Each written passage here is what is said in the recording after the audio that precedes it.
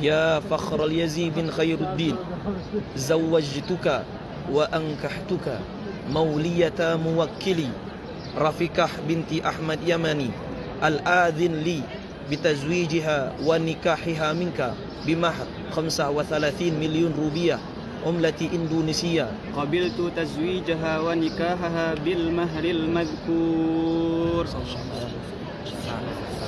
Barakallahu laka wa baraka alaika wa jama'a bainakuma fi khairin wa afiyah.